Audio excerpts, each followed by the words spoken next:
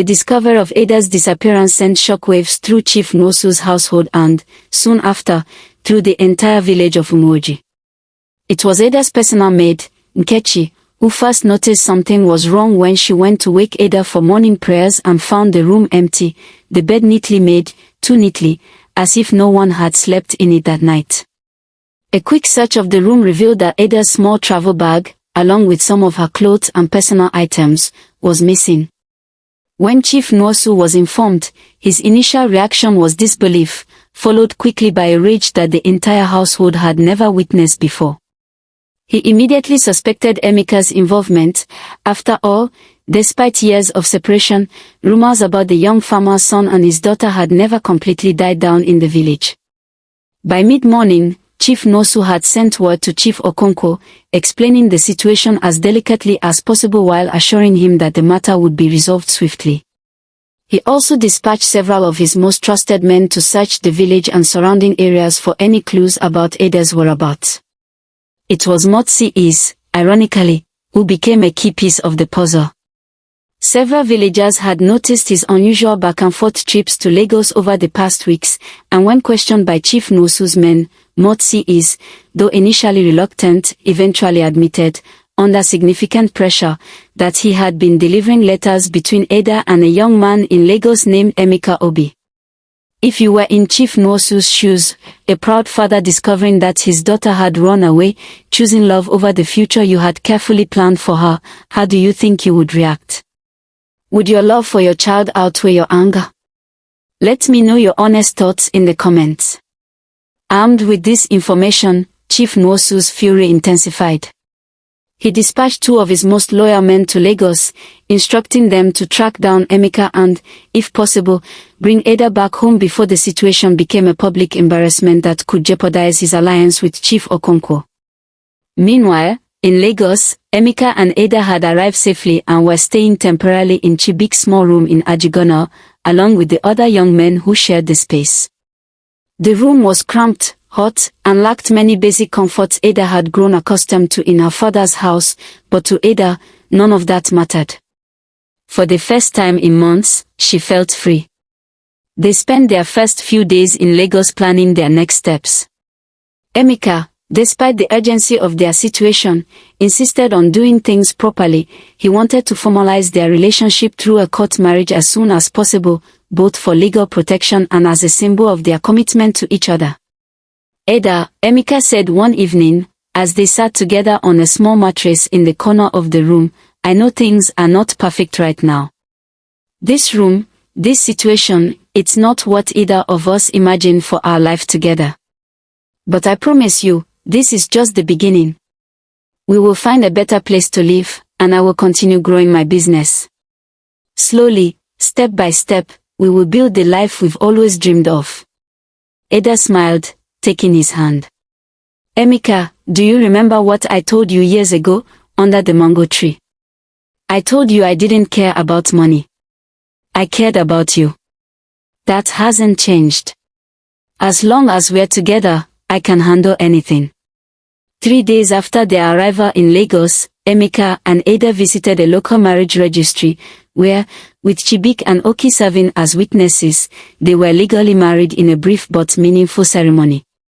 There were no elaborate decorations, no large gathering of family and friends, no traditional rites, just two young people, deeply in love, formalizing a commitment they had made to each other years ago under a mango tree in Umoji. That evening, to celebrate, Chibik used some of his savings to buy a small cake from a bakery near their neighborhood, along with a bottle of soft drink. It wasn't much, but for Emeka and Ada, it was perfect, a small, intimate celebration marking the beginning of their new life together as husband and wife. However, their happiness was short-lived.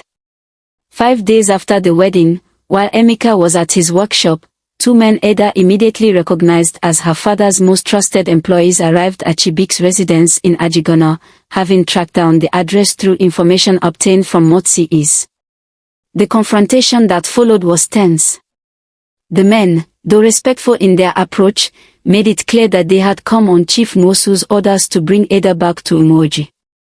Ada, one of the men, An older employee named Mr. Choku, who had worked for Chief Nwosu for many years and had known Ada since she was a child, spoke gently but firmly.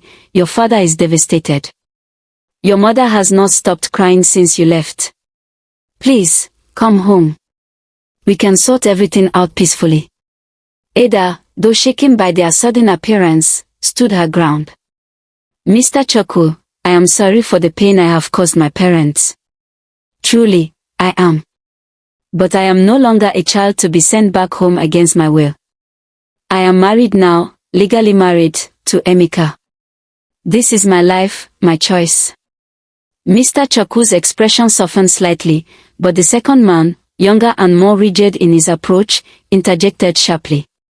"Married or not, Chief Nwosu's word carries weight in Umuoji and beyond. He has already spoken to certain influential people. There could be complications for your husband's business here in Lagos if this matter is not resolved amicably." The implication was clear, a thinly veiled threat against Emeka's livelihood, and possibly his safety. Ada felt a chill run through her body. She knew her father's reach extended beyond Umuoji through his business connections, but she hadn't fully considered the possibility that he might use their influence against Emeka directly. When Emeka returned from work that evening and learned about the visit, his face hardened with a mixture of anger and worry. "They are threatening my business now," he said, pacing the small room. "Ada, this is exactly what I was afraid of. Your father has resources, connections. Things I cannot easily fight against." "Emeka," Ada said, placing a calming hand on his arm, "we knew this wouldn't be easy. But we cannot let fear control our decisions. We are married now, legally, in the eyes of the law. There's nothing they can do to undo that." "It's not about undoing our marriage, Ada," Emeka replied, his voice tense. "It's about making life so difficult for us here that we have no choice but to give in eventually. Your father is a powerful man. He could make it nearly impossible for my business to survive in Lagos if he wanted to." For the next few weeks, Emeka and Ada lived under constant tension. Strange things began happening, a sudden, unexplained increase in scrutiny from local government officials regarding Emeka's workshop permits, long-time customers mysteriously taking their business elsewhere, even a brief, unsettling visit from men claiming to be from a local community association, hinting vaguely at issues that could be resolved with the right to donations. Emeka recognized these as deliberate tactics, pressure designed to slowly strangle his business and, by extension, the ability to survive independently in Lagos. One evening, after another particularly difficult day dealing with these mounting pressures, Emeka sat down heavily on their mattress, his head in his hands. "Ada," he said quietly, "I don't know how much longer we can sustain this. My savings are dwindling fast, between the unexpected fees and donations I've had to pay just to keep operating, and the loss of regular customers.